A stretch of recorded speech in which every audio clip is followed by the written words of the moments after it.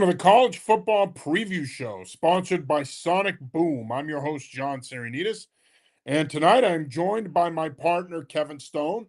Normally, I have Ryan Barry joining me for the College Football Preview Show, but this year it's going to be me, Kevin, and Ryan Barry, and that's going to be good because we're going to be able to give you a multi-layered perspective. Kevin will bring his Boston College experience into the conversation. Of course, Ryan covers UMass for us. I'll be able to focus on UConn, and then we'll be able, of course, to focus on all the other programs. Kevin, how are you this evening?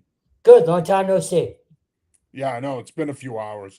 As I mentioned, we are brought to you by Sonic Boom, and we're lucky Dante Carnevale and his company do a great job. Sonic Boom also sponsors our Patriots coverage, so I want to say thank you to Dante and his group.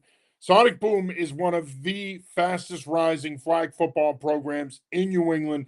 They're fielding competitive flag football teams that play in the spring, summer, and fall.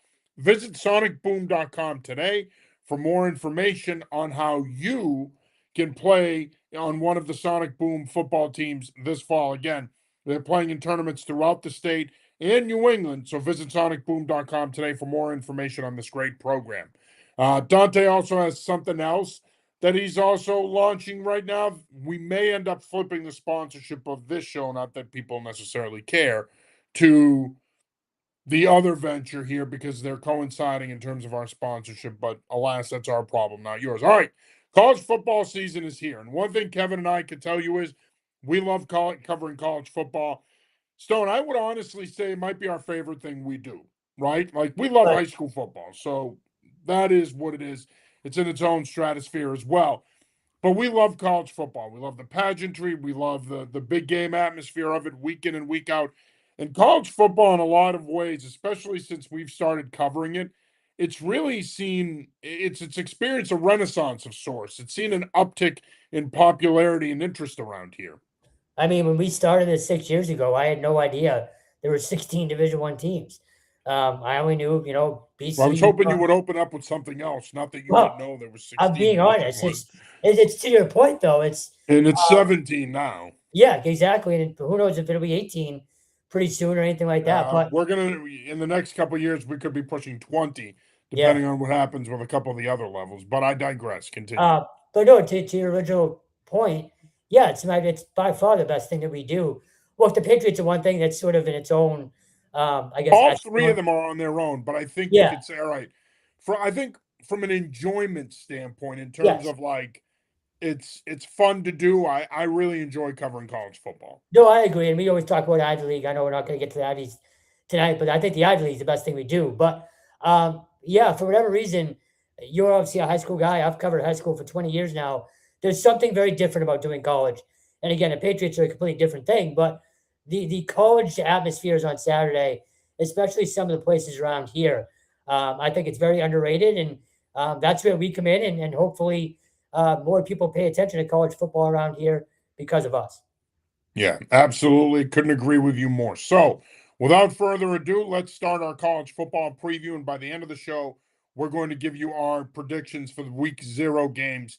There's a handful of teams playing this weekend, more than a handful. Half of the New England Division One teams are playing this weekend. So, we're excited about that. We'll give you our picks at the end of the show. Let's start with the CAA, where URI is looking to win their third straight Coastal Athletic Association title. Of course, URI won it all last year. 2 years ago, they shared the conference title, won it all last year. Going into this season, they're currently ranked the number 8 team in the country. Expectations, in my opinion, Stone, have never been higher for this program. Jim Fleming has acknowledged this. The players have acknowledged it. They open their season Friday night at Merrimack in what is an intriguing matchup here because we know how good Mike Giannetti's Warriors are, especially on defense. But when you look at URI, they are the clear-cut favorite. And I know a lot of people are going to look at the changing landscape in the CAA and they're going to say, okay, well, they're partly the favorite because the big dogs that used to rule the yard are gone. Villanova, William and Mary, Richmond. But at the end of the day, Fleming and his staff have built an unbelievable program in Kingston. URI, in my opinion, is the clear cut favorite in the CAA. And as long as they don't have a rash of injuries, I don't see why this team doesn't win it when you look at what they have coming back on offense with Devin Farrell at quarterback, Marquise Buchanan at wide receiver, Trey Alexander along the offensive line, a bevy of running backs that can all get touches and make an impact. And then on defense, depending on how things go with the legal system, they might be getting AJ Pena back to go along with the best, arguably the best returning defense in the CAA and one of the most talented in the country. This team has everything they need to win a third straight conference title and do more. They're arguably the best story that we have going into the season. And you can speak to this better than I can. This program almost didn't exist a few years ago. Like they were on the verge of either No, they folding didn't. Yeah. or just dropping down to D2, whatever it might be. So what Jim Fleming has done is incredible. Not only is he a hilarious guy to cover, but you can see the players they respond to him a lot. In terms of this weekend, it's look, they're 20 and I'm looking right now. They're 20.5 point favorites right now. Do I think they cover? Yes, probably. But don't be surprised if Merrimack makes this a game. Merrimack was 4-8 last year. They lost 5 games by 7 points or less. So Mike Giannetti has his guys ready to go, usually every single week. Now, Dwayne Stadium, and you know this too, that's a hell of an atmosphere for college football. That place is going to be packed on Friday night. And Jim Fleming talked about this on Monday during the first CAA media availability of the year. He said, we're going to have to be ready to go.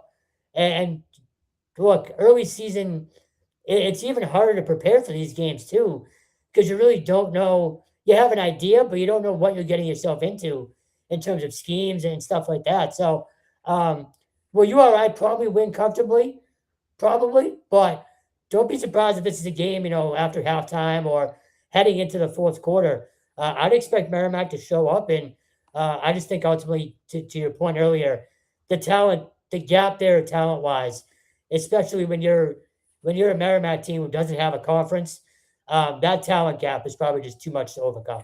Well, a lot of it is going to depend on the status of Farrell. I Of mean, course, is he yeah, healthy? Is he going to be ready to go? Or do they need to go with McClellan or one of the other quarterbacks as a backup? So I think for URI, the big question is going to be the health of Devin Farrell because he has not been healthy all offseason. He's had limited practice time. If he is fully healthy, then I think that, yes, I agree. I think ultimately that offense, their ability to make big plays, is going to be too much for Merrimack. Now, when I look at URI's schedule, it's tough to start the season. You open with Merrimack, then you got to go to Temple week 2, then you got Elon in the home opener. Now, of course, URI is going to be playing all their home games at Centerville Bank Stadium in Pawtucket this season because of the renovations at Meade Stadium down in Kingston on campus. So I think URI can craft a nice little home atmosphere playing at Centerville. Of course, that's where the professional soccer team in Rhode Island plays. I think it's FC Rhode Island. I don't know. I don't follow soccer. That's that other football that I don't care about. But at the end of the day, it's going to open up some opportunities for them to expand to alumni in Northern Rhode Island, Massachusetts. A lot of URI alumni in Massachusetts, some in Connecticut as well. It's going to be a golden opportunity for a program that's been on the rise now for the last 5 years to take another step here in terms of their support and getting more people behind them. yeah. Jim Fleming has talked a lot about that as well. He said, "Look, we want more people to get eyes on the program," and I think ultimately that's going to happen. The only thing, and I'll ask you this: it's like a 35-minute ride up there, right, on game day? Yeah, but it doesn't matter. It's a straight Okay, shot. yeah. No, so I It's just not going to affect. They'll get the student section. They'll get the alumni. well, no. So They get great home crowds, and I anticipate that they will continue that at Centerville Bank Stadium. So I was actually asking you more so from a team logistics standpoint. How different is that going to be traveling to a home game?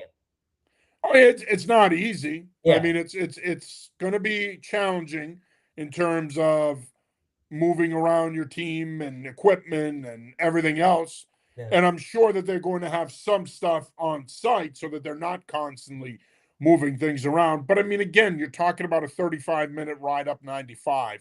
yeah. It's really not going to be a big deal from a logistical standpoint. No, So, and to your and I point, think for a year that they could have done a lot worse. I mean, realistically speaking, if they weren't playing at Centerville Bank Stadium, they probably would have had to schedule their home games Brian. opposite Brown's schedule, I was gonna and say they probably Brian. would have played at Brown. Yeah, that makes sense too. Um, No, I was curious just in terms of, if it might affect them on a game day, but that staff that has that team so locked in, it probably won't. But it is still a topic of discussion.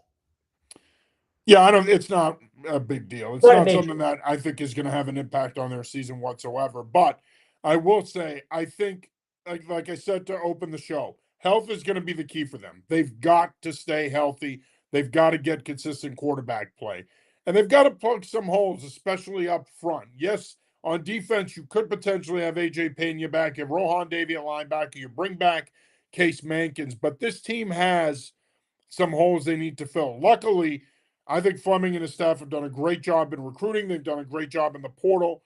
So I do think they'll be able to plug some of those holes and get more out of this roster. All right, staying in the CAA, next up, we're going to take a look at the UNH Wildcats under first year head coach Sean Goldrich. Of course, Goldrich played quarterback at UNH about 20 years ago, so he knows the program well. He's an alumnus, he's been around the program, he's a connection with the alumni and the boosters.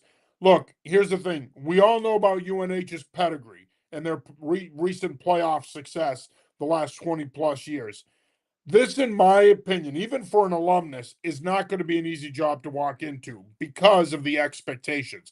This, for a long time, was a hockey school, but you can make the case that this is a football school now. And I think the expectations are high. And Goldrich has talked about this. He's talked about the fact that, hey, I there's a standard here, and we're coming in looking to meet the standard. We're not rebuilding anything, and I think that that is the right message. With that being said, there's a lot of new faces that are going to be playing a big part of this team and their potential success. You could see UNH. I think Albany's the perfect opener for them, but you could also see this UNH program potentially get off to a slow start the first 3 or 4 weeks and then ratchet it up, play better, and finish strong. But this is a big first season for Sean Goldrich. This is not a traditional situation to walk in. He's walking into an established program here. You know how I feel about alums taking over a program. I just think it's so important to know the tradition you're walking into. And he won two CAA titles as well. So not only does he know the tradition, he Yeah, knows what it's like to he's win been a there. winner there. Yeah, right. So I think that's massive. His tone and tenor, I'm not sure how much you've ever dealt with him. I've only spoken to him a couple of times, but he is a lot different than Ricky Santos was. Ricky Santos was very, I guess, straightforward, you can say, and not really, I don't know if outspoken is the right word, but Goldrich has a confidence about him, to say the least. And I think that's going to carry over to the team. And you mentioned Albany. If this was 5 or 10 years ago, this is a brutal spot. This is not the same Albany team. There's a reason UNH is a 22.5 point favorite on the road. They smoked Albany last year. It's look, UNH, they've made the playoffs 3 out of the last 4 years and 19 times as a program. So they're not going to get trapped by a CAA game on the road against a bad opponent. If anything, I think they might blow doors. I really do. So yeah, it's not ideal to open up with a conference opponent, but like you said earlier, if you're going to, this is a great spot for them to open. Yeah, and I think that the position that we're going to need to keep an eye on here is the quarterback position. Is it going to be Brooks Bentley? Is it going to be my guy Tommy McLeish, who I got a chance to coach briefly at King Philip? So Tommy is he was the backup last year. He's really developed, really come along in a really strong spring. I think that going into tomorrow night, going into fall camp, the odds-on favorite was Bentley, but I'm telling you, people that I've talked to have said McLeish has done enough this camp that he deserves an opportunity to be the starting quarterback. So we'll see who gets the starters snaps tomorrow night. But look, I think when you look at this UNH team, I think the formula, especially on offense, is going to stay the same. They're going to run the football. It's going to be the Miles Thomason show. They're going to run the football. You got Colby Ramshaw back at tight end. You're going to have a good offensive line back. Yes, you're going to have some new faces at receiver, but this team is set up to where if they can run the football and they can play action, that'll open up their screen game. That'll open up their 3 and 5 step pass game. They can take some shots down the field. They've got talent at quarterback. They've got a good back, good tight end. They've got the pieces offensively to really pick up where they left off under Santos. It's on defense that it's going to be interesting to see what they look like, because you've lost a lot of quality players the last 2 years on that side of the ball. And as we know in the CAA, especially once you get to the middle and later parts of October and into November, good defense is the key. I think this UNH defense has to grow up pretty quickly here if the Wildcats, who I think they can contend in the CAA, but if they're going to, that defense has to grow up probably sooner than they should when it comes from a developmental experience standpoint. How much stock do you put into getting used to I two? mean, don't get me wrong. There's some dudes back on that side of the ball that have played, so it's not Yeah. like they don't have any experience. But there are going to be some positions where you're going to have to fill in. How much stock do you put in having to get used to two new coordinators? Because Goldrich was asked about this the other day. He said it's honestly been a fairly, and I'm paraphrasing, but a fairly seamless transition, which is good news for UNH fans.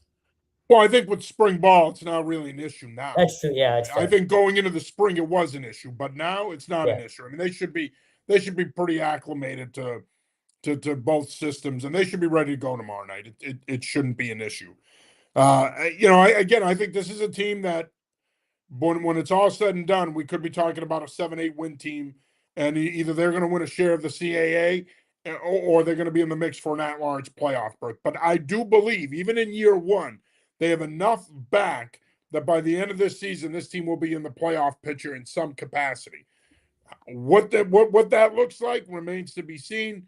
Like the other programs in the conference, they will have a tough competitive schedule, especially within the conference. But I do believe that Goldrich will really get a lot out of this group, and I think he'll get enough out of them that they're in contention. Now, sticking with the CAA, we're going to move up. We're going to move back. Actually, I got to make up my mind here. We're going to move north to Maine. Of course, the Maine Black Bears open tomorrow night at Towson. Big early season conference matchup for Jordan Stevens' squad. And look, I think here the big question is quarterback. How do you replace Carter Peavy, that production? This is a program that the last 2 years, Kevin, has taken some real meaningful steps towards building a contending program. This is a talented team. Stevens and his staff have done a great job in recruiting. They've done a great job in the portal. You'd be amazed at how good a job they do. And I'm not taking a shot at the school or the location, but I can't imagine it's the easiest place on earth to recruit, Orono, Maine. They do a really good job of getting guys to come up there and play for them. And thumbs up. And it has shown the last couple of years. We've really seen a turnaround with this program. They're in a different place than they were Stevens' first couple of years. Yeah, no, I agree, but it's kind of crap to get off the pot for them this year. They have to get off to a better start. Started 0-4 last year, went on a 6-game winning streak, and completely sort of flipped the script on the story about their season, and lost to URI and UNH to end the year. So nothing to be ashamed of there, but have to get off to a better start. Towns is in the same boat. They were 6-6 last year as well. This is a coin flip type of game. Look, Maine they have to take a step forward. They cannot take another step back this year. To your point, they've made those incremental steps. They were a playoff team, I think, 5 years ago. Like, it's not long ago that they were at the top of the CAA. So, well, and you forget the run they went on in 2018 with Harris Simiak. With Joe Harris Simiak, right? So, I think they can contend again. But again, I think it's going to come down to how do you start. You can't start 0-4, obviously, but you need to win. I think they got to win 3 of their first 4 games, something like that, just to get off on the right foot and really feel like a contending team early on. Because in the CAA, once you hit like mid-October, stuff gets hard. That conference is one of the best conferences in the country. It's hard to recover if you start slow. Yeah, and again, I think who starts at quarterback tomorrow night will be interesting, because I think that's going to be the most important thing for this program, is getting consistent quarterback play. Like I said, replacing Peavy's production. He really came into his own last year. And I think if this team's going to get back to where they were the last 2 years and exceed what they did the past 2 seasons, they're going to need consistent quarterback play. For me, regardless of who gets under center, they're going to run the football. They're going to lean on that offensive line. They always play tough defense under Jordan Stevens, so we know they're going to do that, especially their front seven. But I really, really believe that this, to me, this is going to come down to, can they get consistent enough quarterback play to put themselves in a position where they, at the very least, can compete for an at-large playoff berth. I think the other thing is the schedule. I mean, this is a program that hasn't been afraid to play people. They'll play people. It doesn't really matter. So I think that that's the other part of it as well, is can they navigate the early part of this schedule to where they can position themselves to build some momentum into the halfway point of the season. I think two of their biggest wins last year came on the road against legit opponents. I should have pulled it up, but I'm pretty sure they beat Delaware on the road, if I'm not mistaken, last year. Or, They did. but yeah, no, they are. That's kind of the key now, though, right? Like you need to compete against some of the best teams in the country if you're going to be legit. That CS ball is not what it used to be. It's legitimate now, and No, and as I mentioned, when you look at the first part of their schedule, first 4 weeks, you go Towson, at Appalachian State, you come home from Merrimack, and then you go to BC. That's tough. You and, got two FBS schools on your schedule the first 4 weeks. and I'm pretty sure Stevens' first year they went up to BC and gave the They Eagles a played game. them their first year. My guy, Cole Baker, the field goal maker, was their kicker. So Yeah, that was a Friday night, if I believe, when we were just starting out, and they gave BC a real scare. So, yeah, no, they're not afraid to play anybody, and I think it's a good way to open up your season, or at least that first month. Test yourself and see where you're at. yeah. No, I think, look, I think that, in talking to Coach Stevens in the spring, I think he believes that they're in a really good place. And I think he's very pleased with the direction of the program. I will say, and I agree with you, challenging yourself is a big part of building a program in football. The only thing I'll say, though, is getting off to a good start is paramount for any program at any level. If you can figure out a way to win your first 2 or 3 games or your first 4 games, or at least come out of it with 3 out of 4 wins, you're in pretty good shape for the rest of your season. Their schedule could be a problem. They need to win tomorrow night, and they need to beat Merrimack, because realistically speaking, you're probably at best going to come out of that stretch 2-2, which if you do, you're okay. You're in good shape as you go into conference play, because that will put you in a position, if you're Maine, where you can compete for a conference championship. But it is vitally important for them to at least come out of these first 4 games 500, because if they do, they give themselves a shot. If they lose tomorrow night, and we know Merrimack's tough, that's going to be a dogfight. Now you're looking at 1-3 at best, possibly 0-4. So you can't have that if you're the Maine Black Bears, if you want to get off to a good start and have some success this season. Staying with the CAA, we're going to travel south again. This time we're going to stop at Smithfield, Rhode Island, to take a look at the Bryant Bulldogs. I was there on Saturday for a camp visit with Chris Merritt's squad. I said this to Merritt. That was the biggest, most athletic Bryant team I had ever seen. I said to him, I'm very impressed with what you have back. And I think when you look at this football team, Kevin, I'm not going to sit here and say this is a make or break year, but this is year 3 now in the CAA. This program needs to start to show meaningful progress. And the one thing that Merritt said to me that really resonated with me was, we have guys in the program now that can play in the CAA. Translation, the last 2 years, we were playing a CAA schedule with guys that weren't necessarily all CAA caliber athletes. So now they are going to be young, but getting Brennan Meyer back at quarterback is huge. They have talent across the room, especially at running back. They had OJ Ross from LIU. They have a lot of talent, but from what Merritt said, and I agree with him, it's all going to have to come together pretty quickly starting on Saturday night at Stonehill. You mentioned having Meyer back. I think that's the biggest thing. You have a kid who's been in the system now for a year. Well, he's coming off, but he's coming off an injury. So that's true. No, that's true. But he is not the player he was before he got hurt. You no, can tell it's going to take him some time to knock off the rust. no, but I do think from a leadership standpoint, it's important to have that guy and know sort of who you're falling behind, right? So I think that's important. It's look, you never want to call opening night a must win.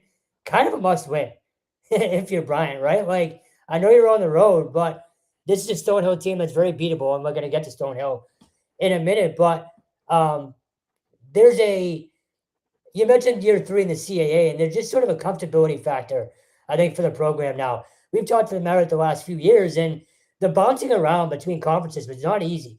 And some of their travel was kind of absurd, to be honest, those last few Oh, years. they So, play Army week 2 up in West Point. They're going to Mikey Stadium. yeah, So, but the Sun Belt schedule was just it didn't fit. It never felt like a fit for them. I don't know if well, they weren't in the Sun Belt. They were in the top, the whatever it was, right. Yeah, um, they the weren't in the Sun Belt. SoCon, yeah, whatever. They were in the Big South, I believe. Yes, Whatever they called that conference they were in for a year. I was saying we can't remember the name. That's how useless it Yeah, was. we're real football experts. Right. But this it's the CAM is it's a real home for them. And I think they feel that way. And we've talked about this too. The amount of like revenue and just overall commitment to the program now, you're gonna make it worth their while now. There is a lot that's gone into that Bryant program. That is a beautiful place to play football. They have a fantastic facility. You can speak to it firsthand.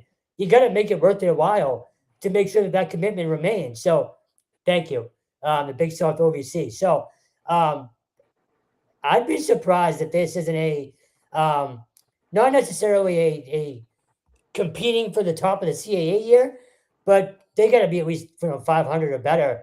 And look, they made some history last year. They beat UMass for their first ever FBS win. We can debate whether that what that means since it's UMass, and then No, there is no debate. It's big for the program. yeah, it matters. It was So their first FBS win. They also got their first CAA win. yes, So I was just saying. It was Albany. Everybody beat up on Albany yeah, last year, but it listen, doesn't when you're matter. trying to Yeah, build a program, you don't minimize wins. right. So that's why I Clearly, think you've never coached. no, I never would. Um, Well, although look, I like you, but you'd suck at it. But continue. 100, 1,000%. Um, Not even I 100%. It's times 10. I always said 100. But I ultimately, I really do feel like this is a must-win game for them. They have to get off to a good start. Yeah, because week 2 you're an Army, and that's Right. and Merritt and I talked about that. They're fully aware, the staff, how Mhm. tough of an assignment that is. So Yeah. yes, this is a. I mean, you hate calling week 1 or week Right. 0 your Yeah. first game a must win, but for this program, it Mhm. is because you need to get off to a good start. And he emphasized that, especially with a young team. He talked about the importance of getting off to a good start. And on the flip side, it's the same way for Stonehill. Like this is a beatable Bryant team if Stonehill is going to make that next step. Look, when they first came into the NEC, they had a fantastic year. It was like 500, if I remember right, or right around there. Yeah, They haven't, they haven't they found did any a great consistency. job. Haven't found any consistency since then. And offense was a real problem last year. I was just going through it earlier today. Trying to find it. They only scored 20 points or more 4 times last year. You're not going to win many football games doing that. So um, this is also look Vegas, technically speaking, considers this a close game. Bryant's a 4.5 point favorite on the road. So expectation is Bryant wins, but if you're Stonehill and you can pick off a CAA team to open your season, especially at home, and that's going to be a decent crowd at that stadium. Stonehill, it's a good fan base for sports in general. So it's a must-win game for both of these teams, really, even though it is week 0. Yeah. No, I agree. And again, I do think that it is important for Bryant to show meaningful progress. Again, the talent is there. They have the pieces to do it. If Brennan Meyer is healthy, I'm telling you right now, OJ Ross, who was at LIU last year, OJ Ross, by the time we get to the end of the season, he could be a first team all conference running back. I think he has looked fantastic. I love his running style. He runs square, he's balanced, his contact balance is really good. He runs with power, he can push the pile.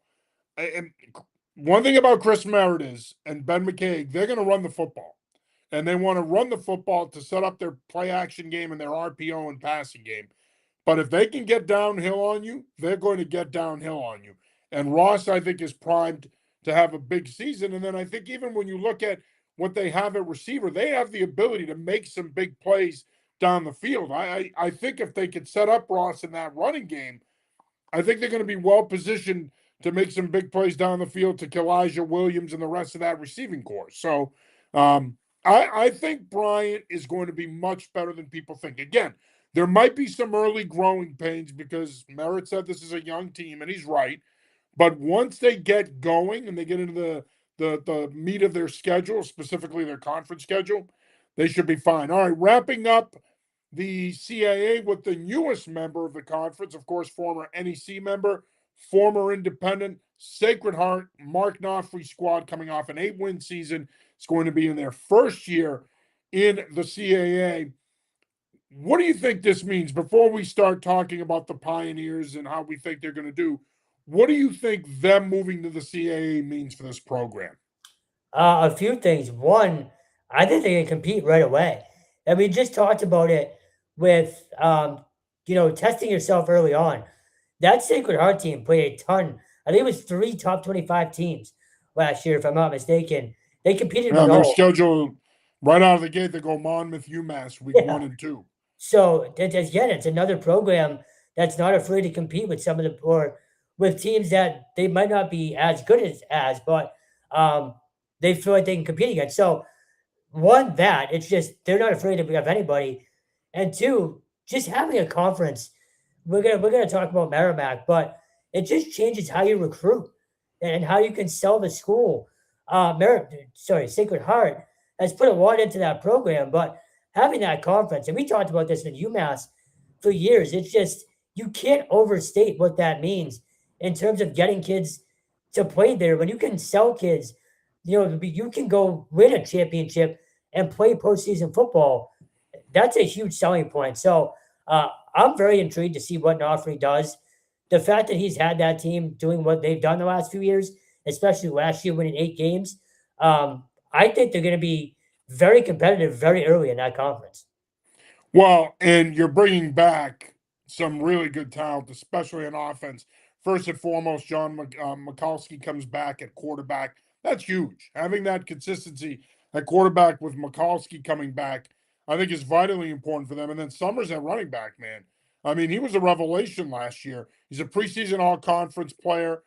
He's a guy, and one thing we know about Mark Knopfrey's teams through the years, okay, if they find that back that they Chestnut, like, Julius and it Chestnut. doesn't matter how big that back is, he doesn't have to be, whether it's Julius Chestnut or whether it was Grant or now Summers, if they find that back that they can hang their hat on, that could complement their defense, because Nofri is old school. He's going to win by running the football, playing good defense. If they have that back, they will run that dude into the ground and they will lean on him to control the clock and help their defense. And I think, look, it was a great turnaround for this program last year, man. You win 8 games with that schedule. You mentioned the amount of top 25 teams they played last year. That speaks to where this program is right now. And the fact that they're confident enough to go into the CAA this year, up the ante, you're playing UMass. I mean, it says a lot about where this program is, and they're investing in the facilities. This program is going to be in a much different place 2 and 3 years from now than where it is now.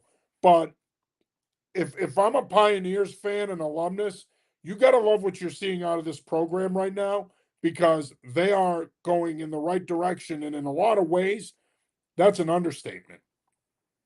And look, the transition, it's always hard, going to a new conference, right? But we just talked about Brian finding a home in the CAA. Just to travel, like just the normal rivalries that are going to come out of this. It all fits so well for them. I love that spot for them, and we've talked about this as well. It'd be great to see Merrimack in there too. That NEC rivalry was fantastic, but who Well, knows? I've heard through the grapevine that they wanted to join the CAA, but it didn't happen, and that's when Sacred Heart ended up getting Yeah, in. yeah. So I think it's a great fit for them. I really do. Yeah. And again, we talk about it doesn't matter how big the back is. Mitchell Summers, 5'7", 185 pounds. I mean, that just goes to show you again their commitment to running the football, developing an offensive line, giving their quarterback an opportunity to make plus plays, and then leaning on their defense when they need it. It's a formula that Nofri has had a lot of success with, and I suspect he's going to continue to have success with that formula this season. And for those of you out there in CAA land that think that this team can make a splash in year one, think again. They can. I think that the talent is there, the experience is there. They bring enough back that this is certainly a team that can make an impact right out of the gate in the CAA, and a team to keep an eye on. Because then again, I think a lot of people are just going to look at them as the new kid on the block, and they're going to say, they weren't independent or they were in the NEC. They're not going to be. They're not, how good could they be? Well, you know what? Hey, Doubt them at your own peril. I was I mean, I that's was what I gonna would say say, because they're going to be a lot better than you think. no, I was just gonna say flying under the radar is a great spot to be. Yeah, absolutely. To quote the great thespian of our time, Kevin Stone, 100%. So there you go. Any other thoughts on the NEC here before we move on? I mean, again, I think we're going to have a great year in this conference. The CAA. I think URI, UNH at the top are both conference contenders. I think Bryant will be better. I think Maine can build off of what they've done the last 2 years.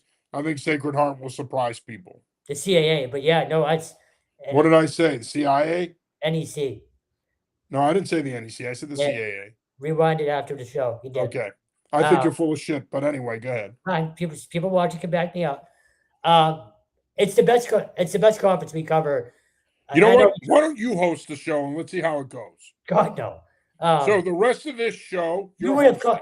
The point is, No, you would have called me out. You're hosting it. If every time I have a faux pas, you're going to point it out, you're hosting it. How about that? I feel like you would have been proud. You would have called my ass out I anyway. guarantee you that if I make your ass host this show, you'll drop off the stream and I'll be talking to myself. That was immediately. But I figured you'd be proud for calling you out. I thought so. Look, and again, we always talk about the Ivy League, and I love it. Oh, look, AJ checks in from NEC Blitz. Great to hear from you, brother. Damn straight. He says, Kevin's right, John. Dude, you're supposed to be on my side here.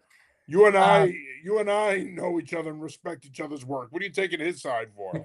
No, I know I said it. I'm just busting stones, coconuts. Thanks for checking in, by the way. By the way, feel free to jump in when we're talking about Stonehill and New Haven. We'd love your thoughts. The CAA is legitimately one of the best conferences in the country. So we're lucky to cover the teams we do.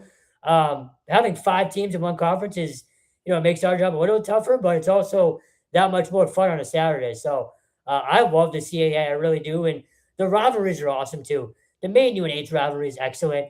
URI Bryant's going to obviously ratchet up a notch, now that they're together. And Sacred Heart's going to end up developing more rivalries with all of those schools. So I love the fact that we get to cover the CAA. Now, switching gears here, we do cover one Patriot League team, and of course, that is Holy Cross. Dan Curran going into his 3rd season as the head man in Worcester. They won a share of the Patriot League in his first year. Tough year last year. Played better down the stretch, but it wasn't to the standard that we're used to. Holy Cross had a strong offseason. First of all, they had a great spring, but they had a really strong offseason in recruiting.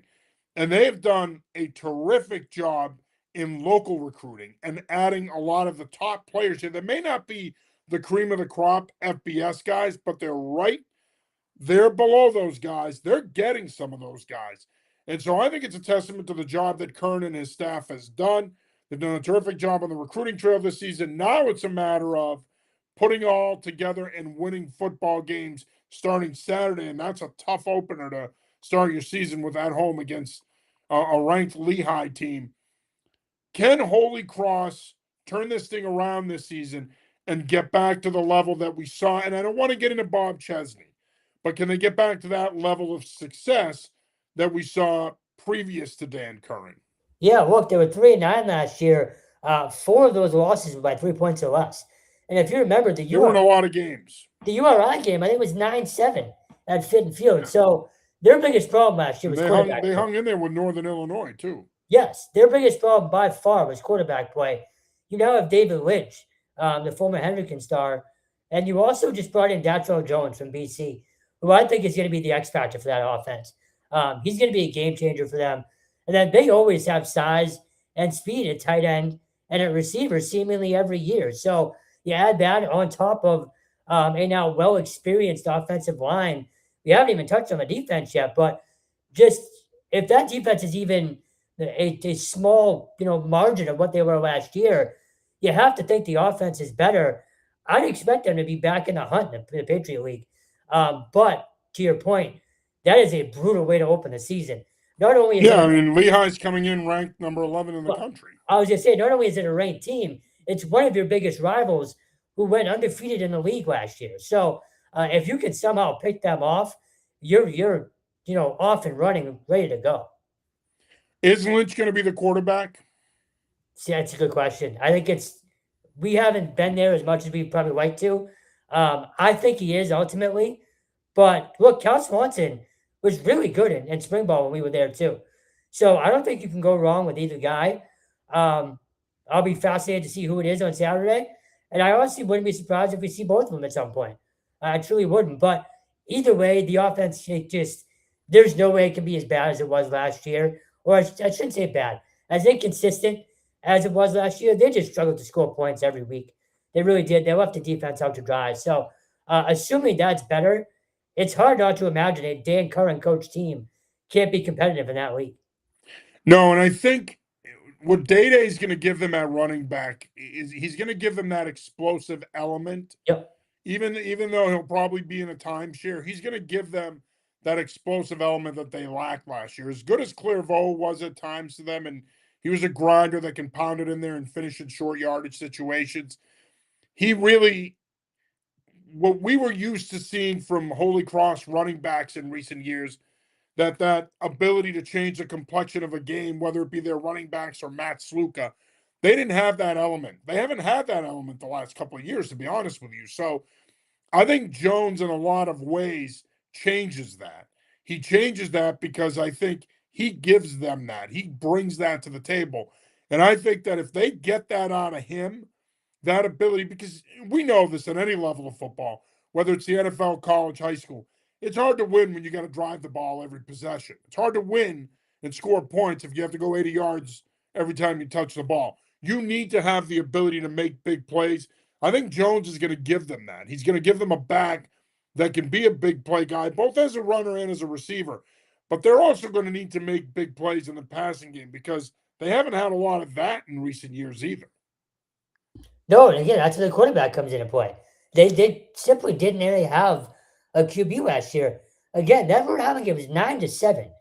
But then you go and you look at the Harvard game and they got smoked at home. I know Harvard was one of the best teams in the country by the end of the year, but it just didn't look like a Dan Curran team last year. They lost a lot from that original season, so this feels like a bounce back year for them. The problem is, though, and I'm not trying to be a negative Nelly here, but the problem is the Patriot League is a much different league now Brutal, than yeah, even 4 years ago. I yep. mean, you're talking about the addition of Villanova, William and Mary, Richmond. I mean, and now with the emergence of Lehigh again, and Fordham is always a program that teeters back and forth. They could be really good, and Lafayette is another one that could potentially be really good. So this league is so much tougher now. You're playing, especially with the addition of Villanova. Villanova was a blue blood in the CAA. Yeah, it's a game changer. So to add them to this conference, I think it makes what was already a challenging conference that much harder. And that's why I think it's imperative that they get off to a good start. I think, to your point, if they beat Lehigh on Saturday, it's a tone setter for them. It could be a tone setter for the entire season. If you lose, though, it's hard because it's a league game and you're already behind the eight ball, and now you're chasing it the rest of the year. So, again, we said this about Bryant, but this is a big game for Holy Cross. Do I want to label it must win? No, but it's a big game if you want to start the season off on the right foot and build some momentum into the rest of your schedule. And that place arguably is the best place to play football in New England. Fit and Field will be packed with a ton of Holy Cross fans. They got to take advantage of that home field advantage this year. They lost a lot of home games last year. Again, they were 3-9, but taking advantage of that home schedule is important for them too. And in terms of, yes, you fall behind the eight ball. I think it depends on how it looks. Like if they get smoked, well, that's a problem, obviously. But if you lose like a 3 to 7 point game and it's in the 20s at least or something like that, I think you can come away feeling okay about it at least. All right, we're going to shift gears here now and talk about Merrimack, who we talked about earlier. Of course, they opened the season on Friday night at home against URI. Strong test right out of the gate from Mike Ginetti's squad. Look, one thing you know about this Merrimack program, they're not afraid to play people. We've seen that. They have scheduled as good as anybody in the region the last few years. Once again, the case this year. Quarterback's going to be an issue. Aiden Pereira transfers out to Georgia State. They have to figure that out. I think if they do, if they can get consistent quarterback play, we know that there's going to be a commitment there to running the football.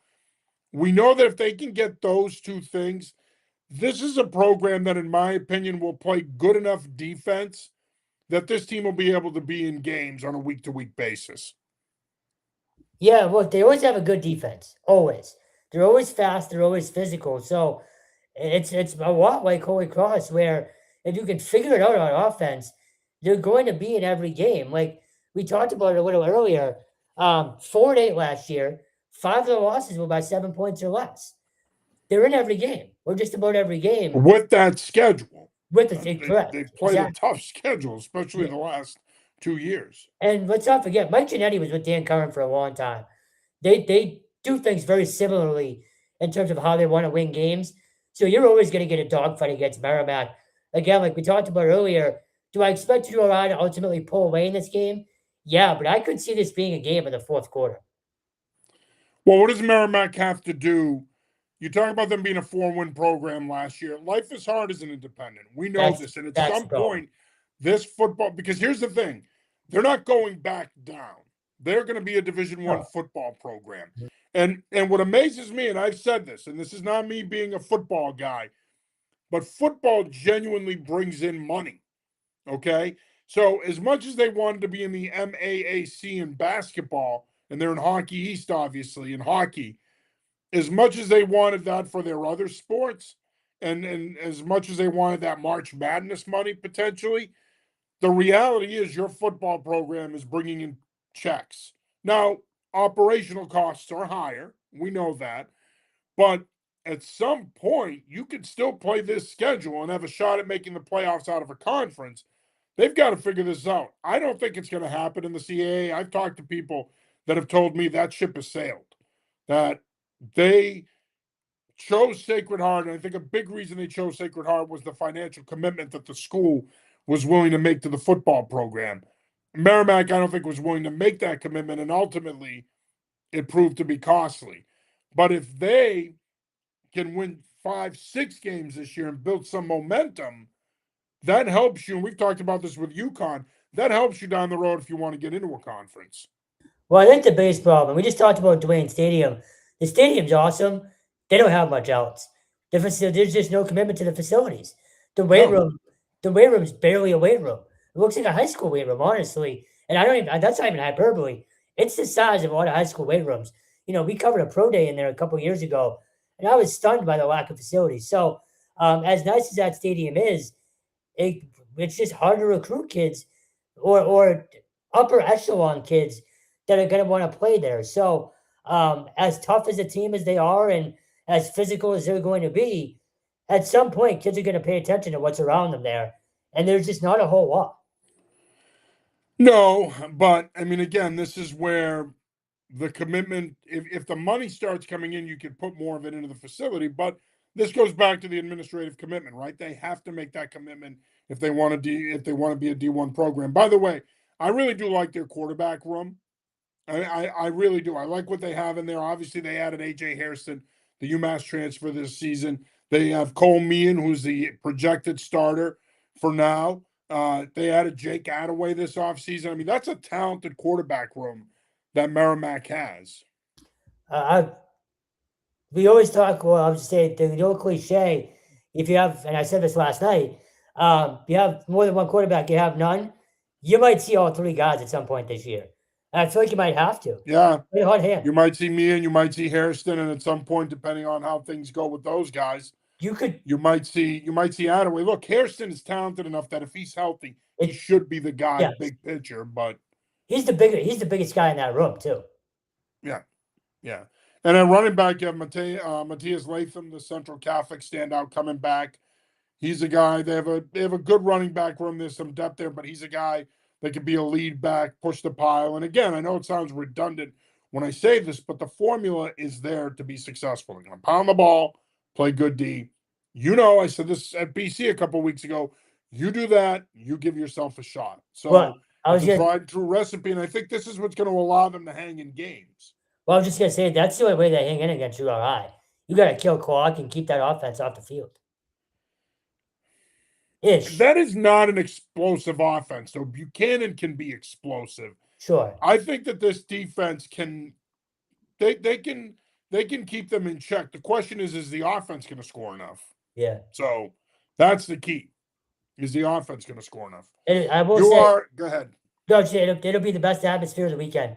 That place is always rocking. It's a great spot for a game. If you're in North Andover in the area, head out there on Friday night. You don't see many nationally ranked teams locally, so good opportunity to do so. No, it's a great opportunity for people in Massachusetts to see this URI team too. You are watching the College Football Preview Show sponsored by Sonic Boom. I'm your host, John Sarianides.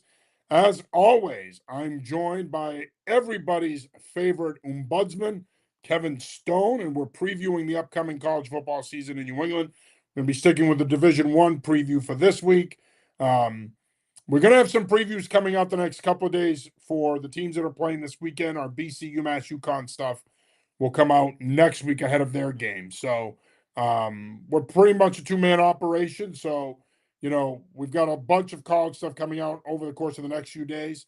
But we started this week off with a bunch of high school coverage. Of course, we've got the Patriots.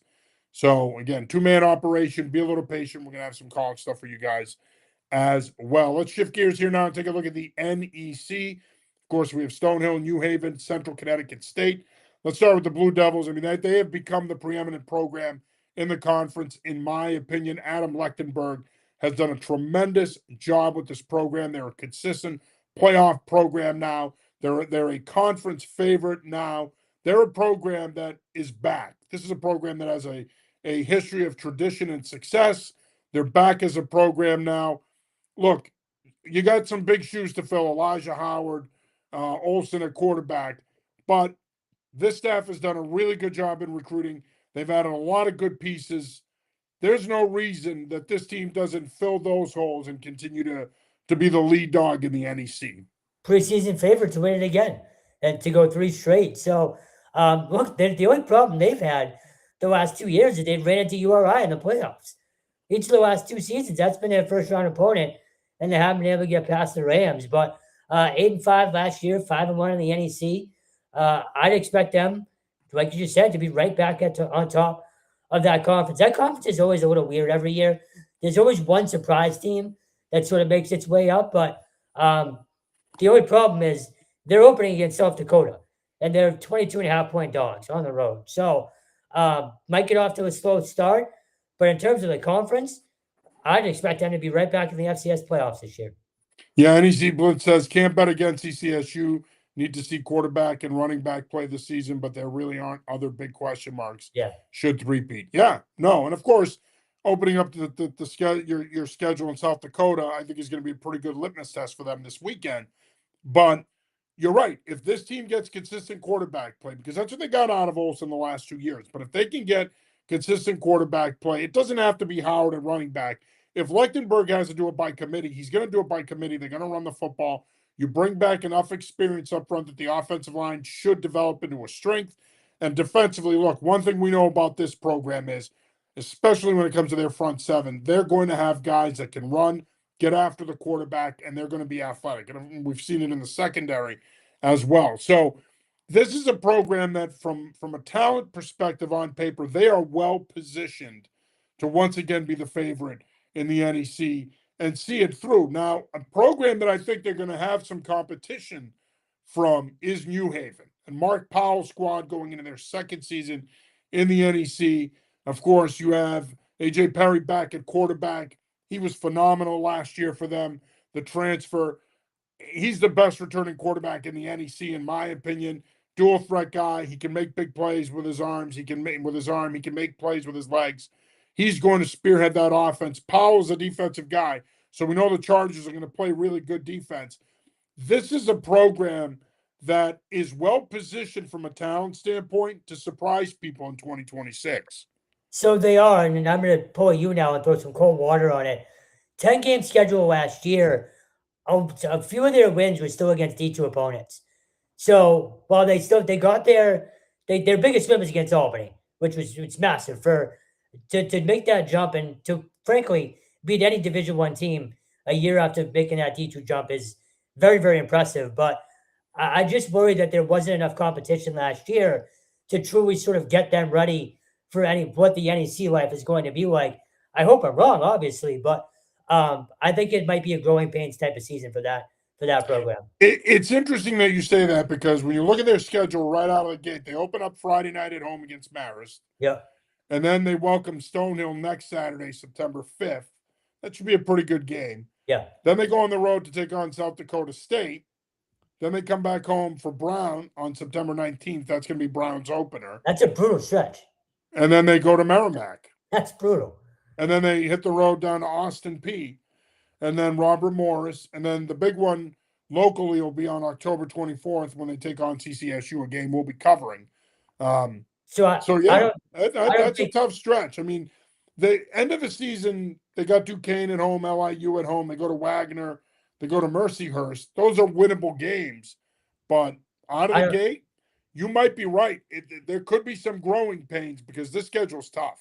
I don't see more than 2 or 3 wins on that schedule. I don't know about that. I think they can win more than that. I do.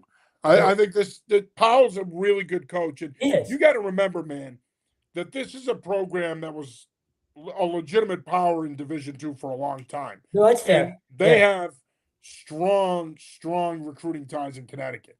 It's not going to be very long that CCSU rivalry is going to be one of the best rivalries we cover because it's going to be on. It's going to be on. It's going to be the battle for Connecticut. And I think those two programs could potentially be going back and forth on a year-to-year basis in the next few years for NEC supremacy. And I don't know how long, to be honest with you, I don't know how long New Haven's even going to stay in the NEC. I don't want to stir the pot here.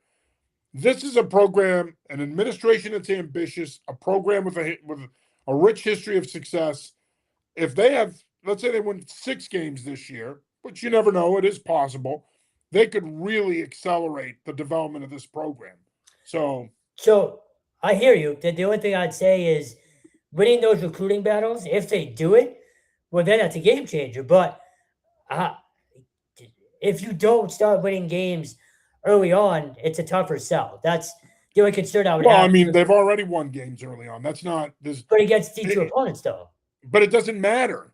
It doesn't matter. You beat Albany last year. True. Listen, when it comes to recruiting, kids won't care about money now with the NIL development, okay, and facilities. New Haven has the facilities. They've proven they can develop talent. The money's going to start coming in on the NIL side. They are not.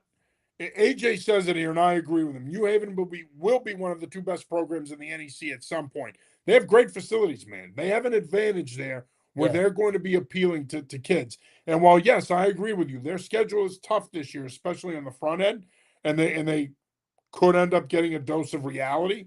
By the way, I really hate this stupid ass feature on Restream. It's not nearly as funny.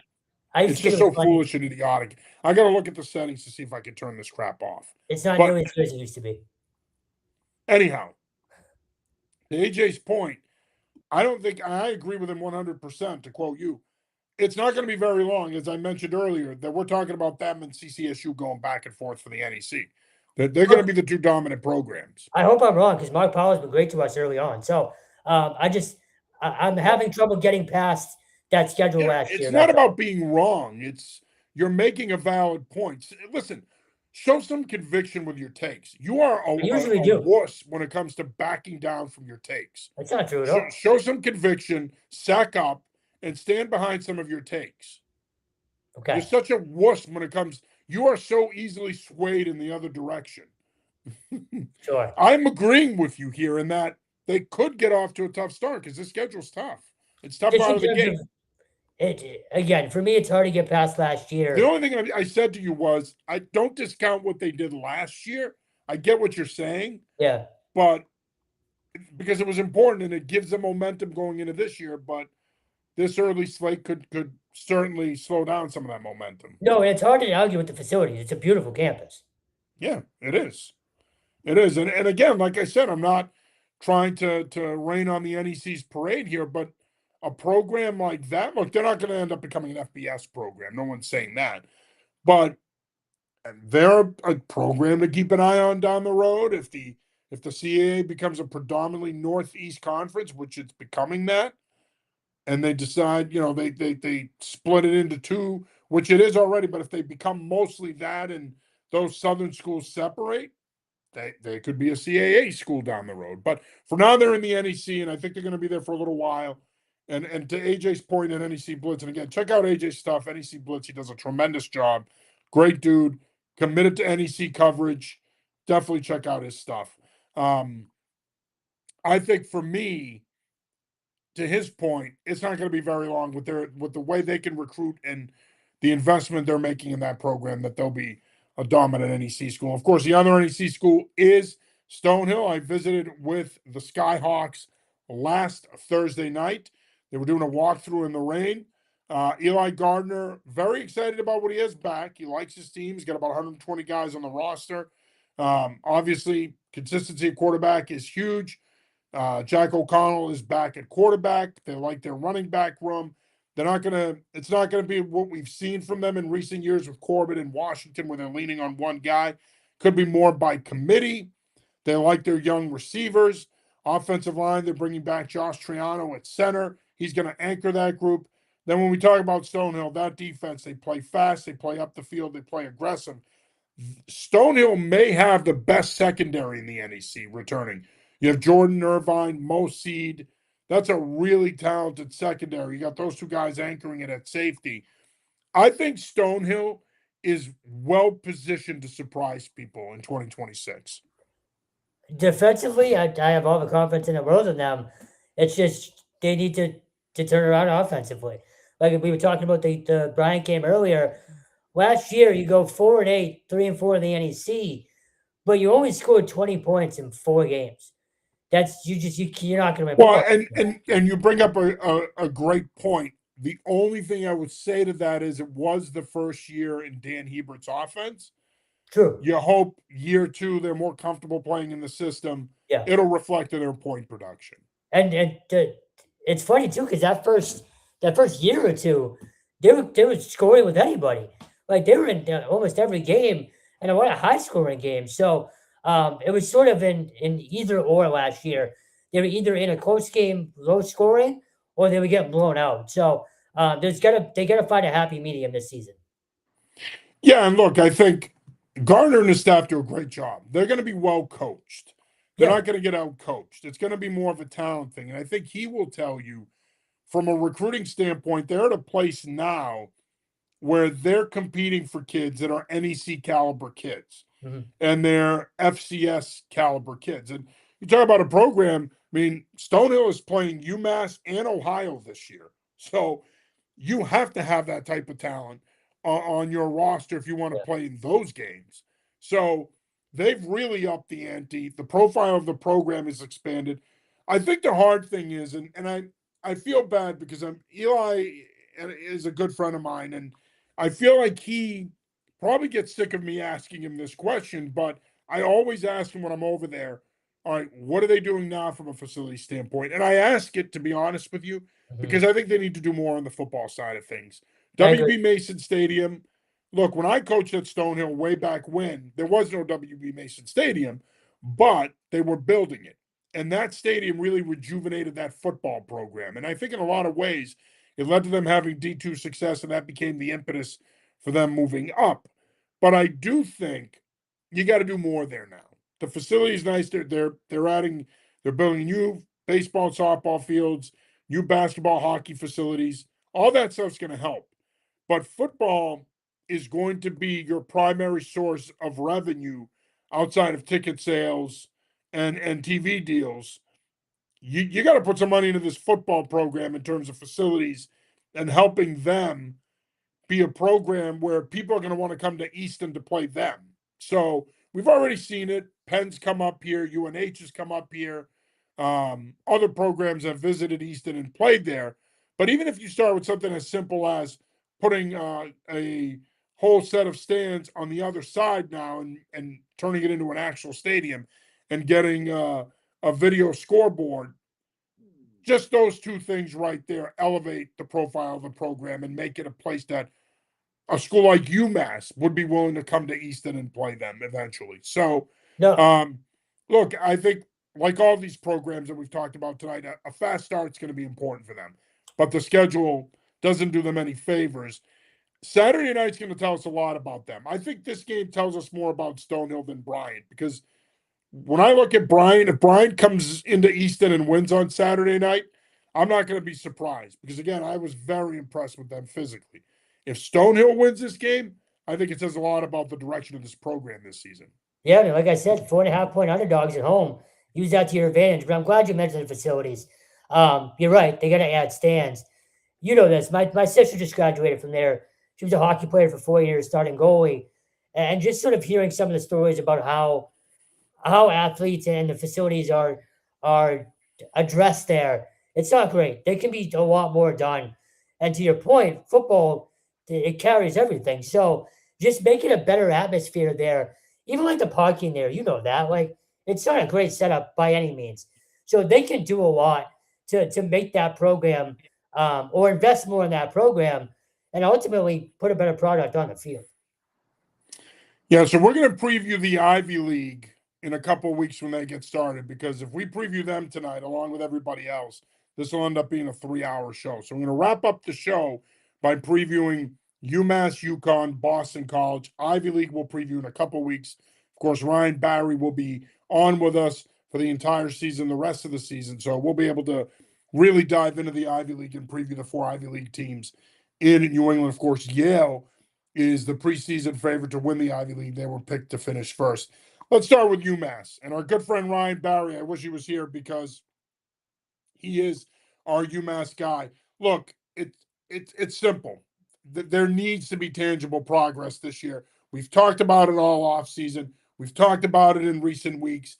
The importance of this program getting off to a good start. They open a week from tomorrow night at Rutgers. Then you have Sacred Heart, Stonehill in 2 of your next 3 games after that.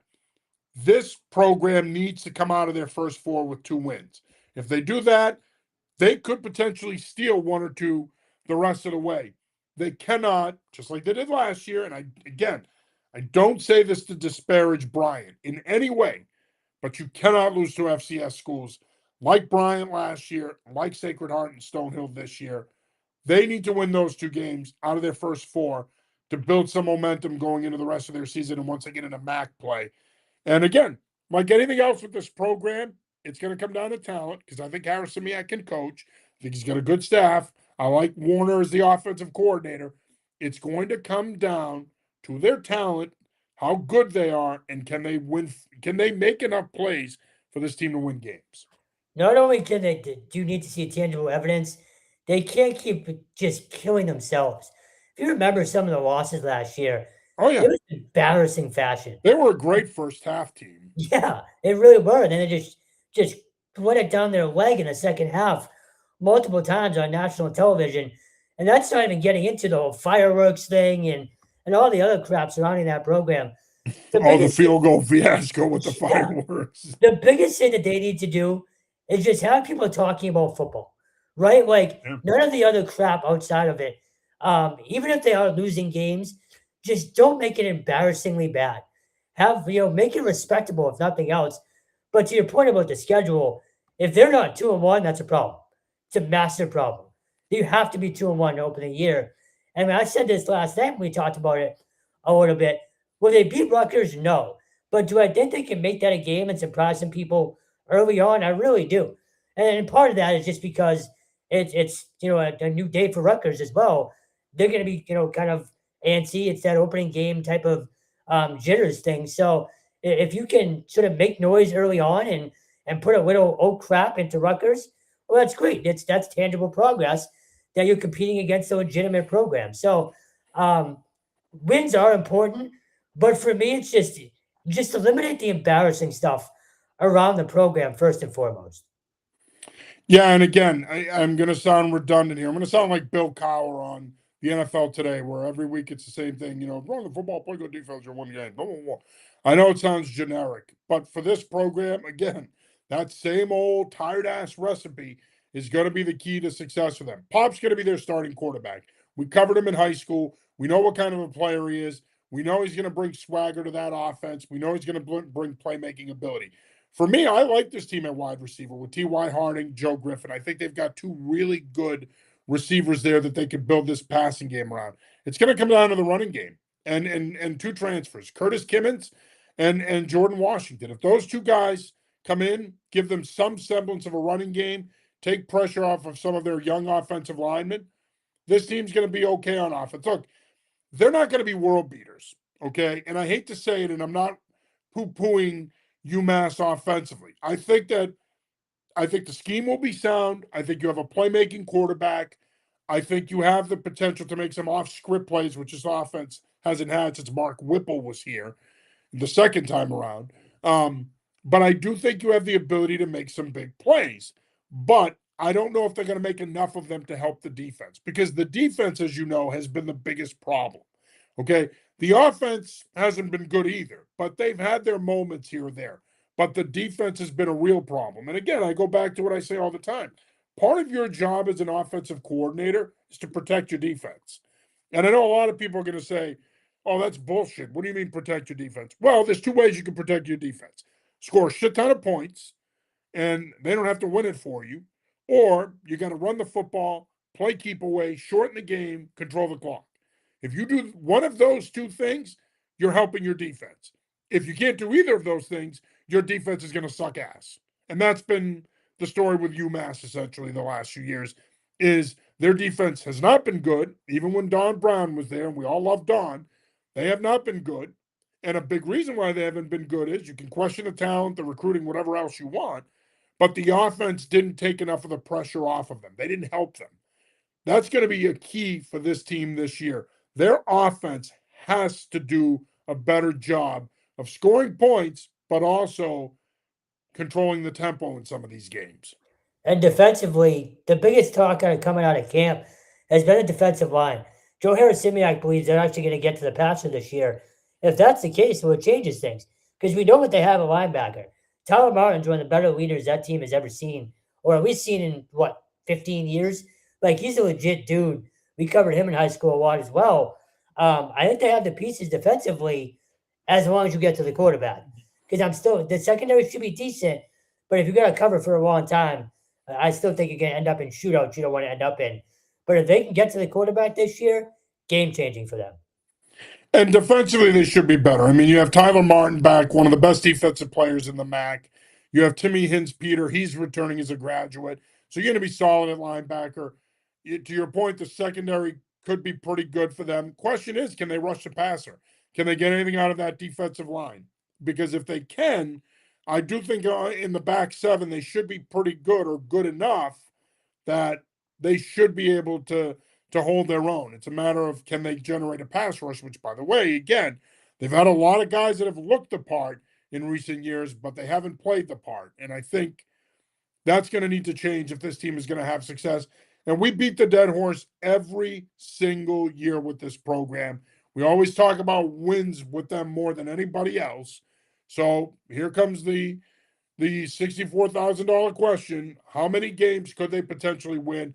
What should be the expectation / benchmark for this program?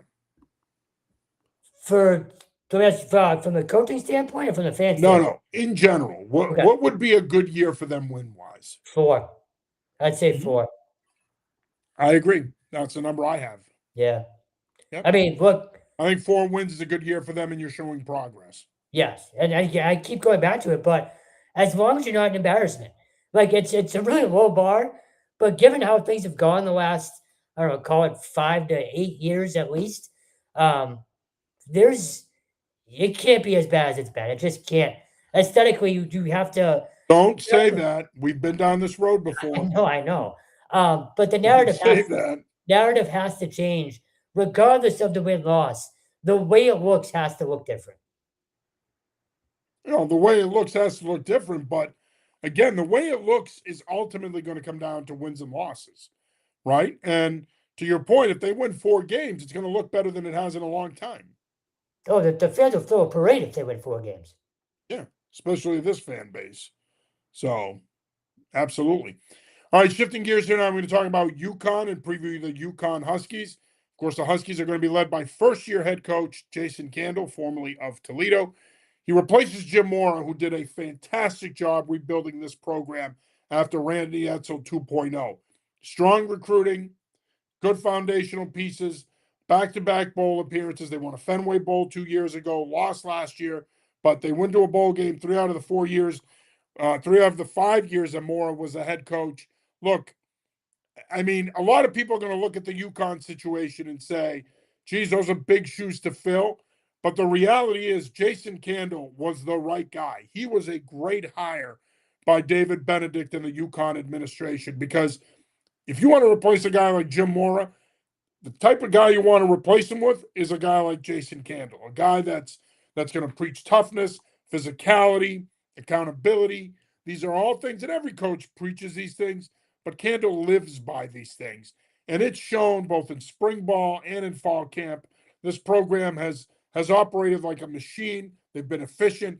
I think one other point that's important to make here is that Candle, a lot of the guys that he hired were not on his staff at Toledo. Most of those guys either stayed or took other jobs.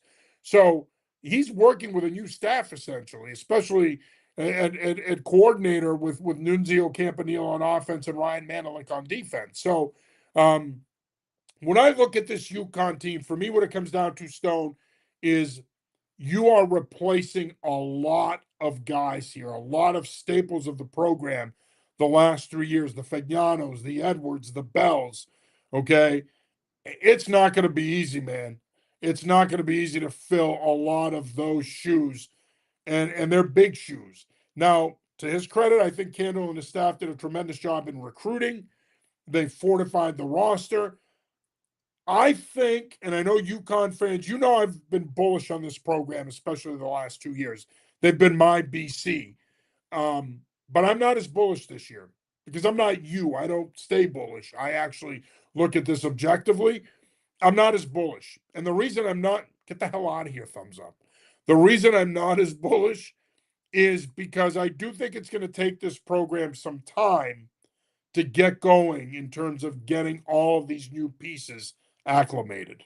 I was just gonna say it feels like a step back here, just after so much success the It's last hard to couple. say that though, man. Well, I'm not ready to go there with them. I know in, in terms of a what win you're total, though, saying, but I'm not ready to go there with them yet because I'm a big Jason Candle guy.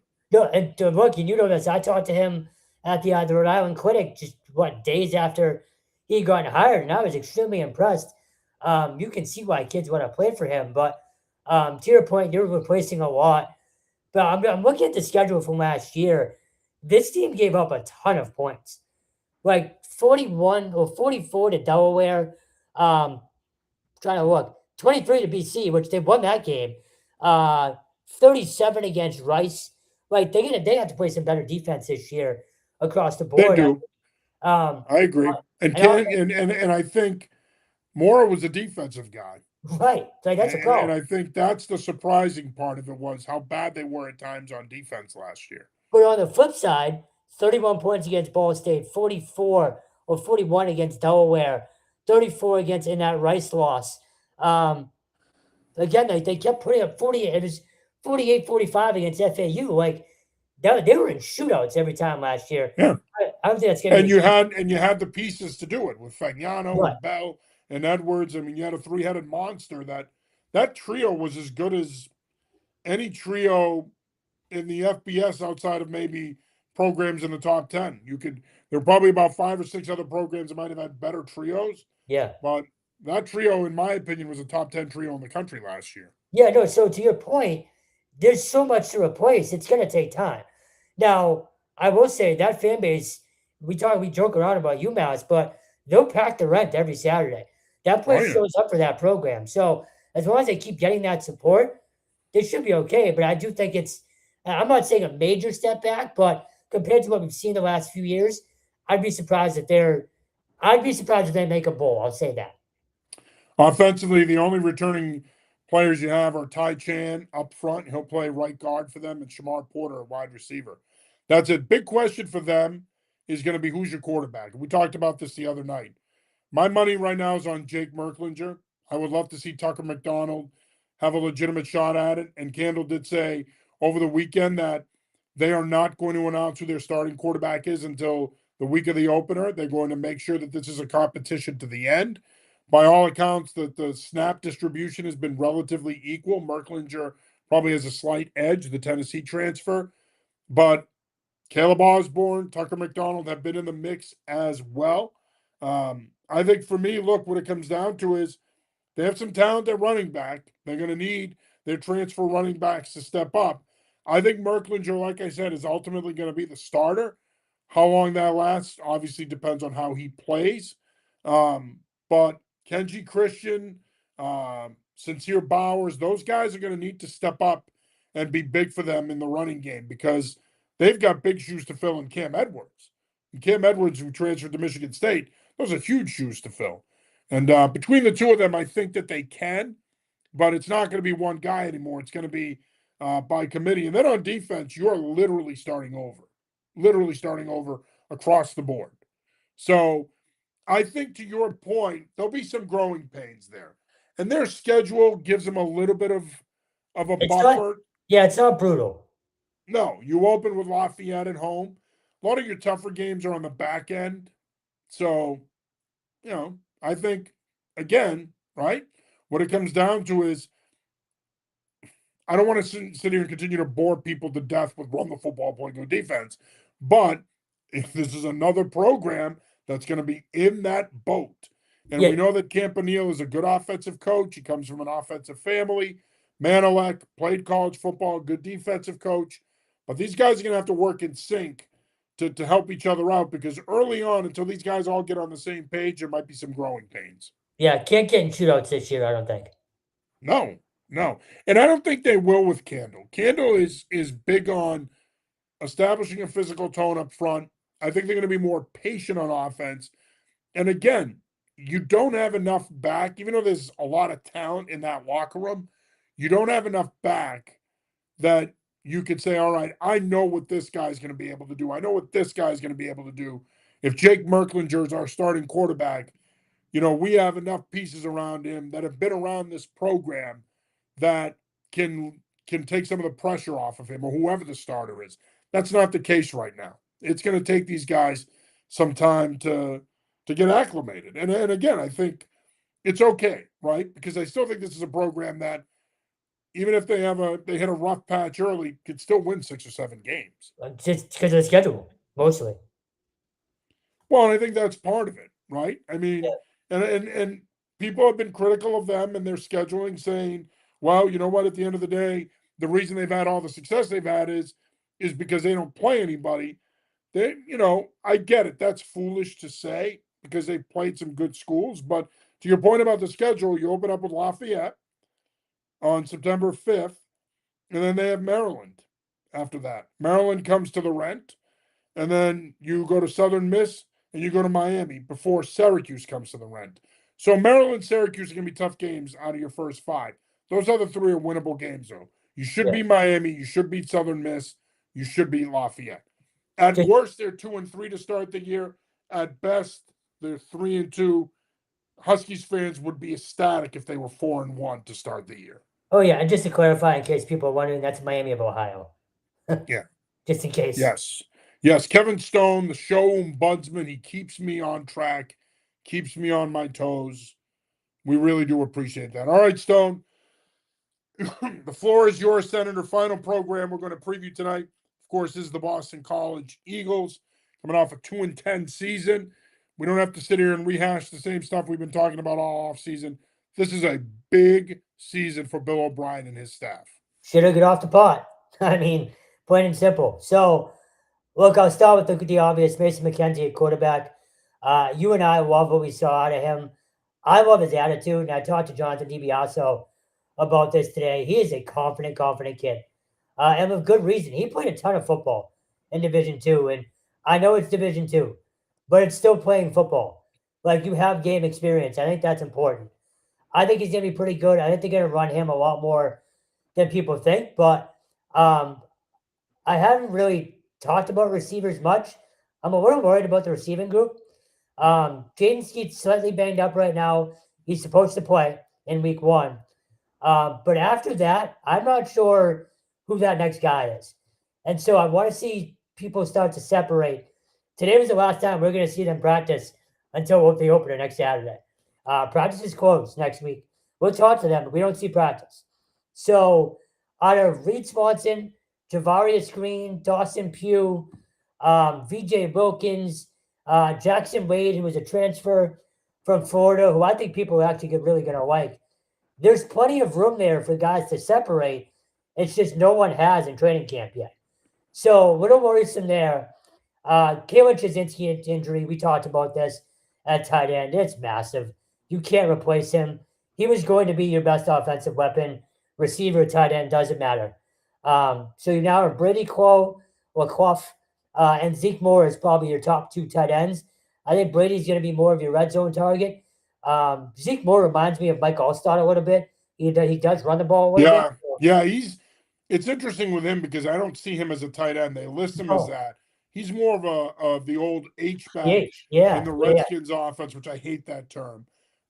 He's more of a fullback to me. I see him as more of a fullback. At the next level, if he's good enough to get there, I think he's going to play fullback. He's not going to be a tight end. So don't be surprised if he's running the ball. I'll say that. Not a ton because we'll get to the running backs. That running back room is loaded. Bo McCormick from BB&N is going to be a major factor, both in the run and pass game. Two transfers, Evan Dickens and Nolan Ray. I'm really excited about Dickens, man. I think he's a guy that he could end up being the best back in New England. Oh, absolutely. He was, and it was a shoulder pad only practice today, but he was explosive. He's going to be really fun to watch. And so I think the running back room, and again, people are going to hate this, they are going to have to run the ball 30 times a game and just crush clock, I think. I think they're going to win games 2017. Defensively, I'm extremely encouraged about everything. The secondary is elite. You have Max Tucker at one side. He is healthy and ready to go. You got Carter Davis at safety, KP Price at safety. Zaire Torrance is another up-and-coming defensive back. The linebacker room is completely revamped. You know how I feel about Anthony Pilano and Bodie Cahoon, the two transfers. They completely changed that room already. It's a real linebacker room, which I don't know if we can say we've seen since covering them, honestly. And that's no knock on kids like Owen McGowan that we've covered, but it's a real room now. It really is. And that defensive line is going to be a problem. Chris Jones, a transfer. He can be very good. Oni, and I'm going to screw his name up again, on Lisi. He's been a problem in camp so far. Mika Hamidi has exploded onto the scene this camp. I think he's due for a big jump this year. Former Zavarian standout. So I think they're deep there. And we'll even get into special teams since I actually have to pay attention to it at BC. I think punting, I don't think it's boring for people. They're going to need to win field position games this year, and I think they can. Bryce LaFollette, who's a transfer, is booming the ball in camp. And you still have Andy Quinn, who can directionally kick as well. And then you have Luca Lombardo, who was arguably their MVP kicker last year. So there's a lot of questions on offense. I know people hate Bill O'Brien calling plays. You and I love it. I don't hate it. I'm no, I think we're going to have pie on our face if they struggle this year. Oh, God. Yeah. I still he's one of the best offensive coaches in football, and I'd rather have him doing it than someone else. Yes. Given where the program is at right now. Correct. So, plenty of questions. Then we're going to start to get answers next Saturday. But I've been saying this since the transfer portal opened. The idea of having a full roster of kids who are saying, F you, I'm going to prove you wrong. I think there's something to that. And I think that's what this entire roster is this year. They have that chip on their shoulder to an extent. I think the coaching staff has it a little bit this year as well. It's a new staff. Don't forget, there's a lot of coaching changes as well, including Mike Hart in the running back room, who has national championship pedigree. So I'm confident in this team bouncing back. They are not 2-10. They are not that bad. There's a lot of talent. I'm going to say 7 wins right now, and I generally believe that largely because of that chip on their shoulder, but just because of what they did in the portal. And also because you are the epitome of an overestimator. So, the additions in the portal are going to make a huge difference. I really believe I'm going to call you out on this. Sure. Just so you're aware. we're gonna wrap up the preview show with me calling you out on this. Okay. And what I'm gonna do is I'm gonna call you out because what I want to do is I want to go through their schedule with you real quick. It's too And I early. want you no, and I'm not doing this to be a D-bag to you. Yeah, you are. I'm not. I'm doing this to I'm not doing this to prove a point or be a D-bag. I Okay. genuinely want you and our viewers. I want our viewers to see why you're so confident. So I want to take a look at their schedule, Well, and I want to see where you think. ridiculous. I just want to see where you think these 7 wins are going to come from. Okay, can they win next week at Cincinnati? Yes. I think they can, but it's a toss-up. So are you Okay? asking, can they or will they? Because it's No, different. can they win? I said, can Okay. they win? It's Okay. amazing how you pay attention to my slip-ups, and then when I ask you a question, you Well, have amnesia. I don't want to get cornered here. You're about to. You want to sit there and bump your gums about them winning 7 games? I'm going to make you defend that now. Okay. All right, week 2, Rutgers. See, I think they win that game. I think they'll be emotional. They'll be sky high. I don't care about the Lonergan element of the game. I just don't buy this Rutgers program. I think Shiano's living on reputation there. So I think they win that game. Yeah, not only that, that's one game they cannot lose that game. We can say they can't lose it all we want, but they can. Well, you know what I mean. Where do you have them after 2 weeks? 1-1.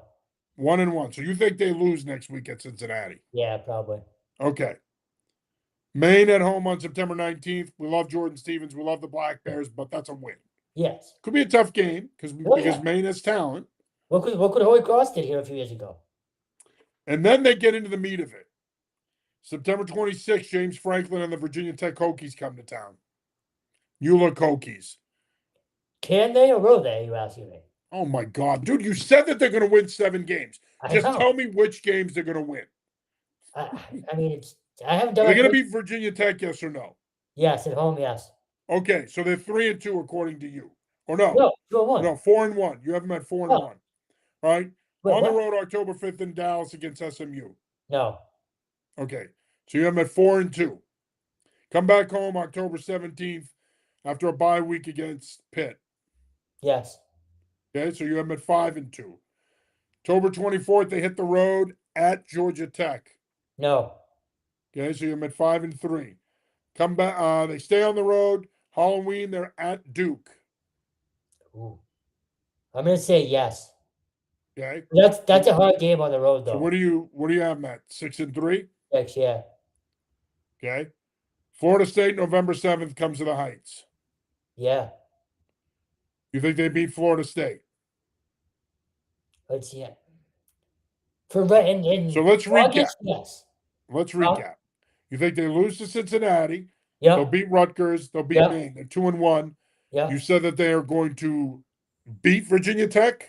Yes. So they're 3-1. You think that they'll lose to SMU? They're 3-2. You think they'll beat Pitt? They're 4-2. You think they will lose to Georgia Tech? Yep. They're 4-3. You have them beating Duke 5-3. You have them beating Florida State 6-3. November 14th game we'll be covering out in South Bend. They go to Notre Dame. No. So they're 6-4. Yeah. Then they come back home for their home finale on November 21st against Syracuse. Yeah. So 7-4. Then they close the season at Miami and Florida. 7-5. 7-5. Okay. I can buy that. That wasn't so bad.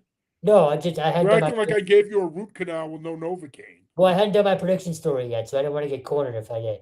Oh my God!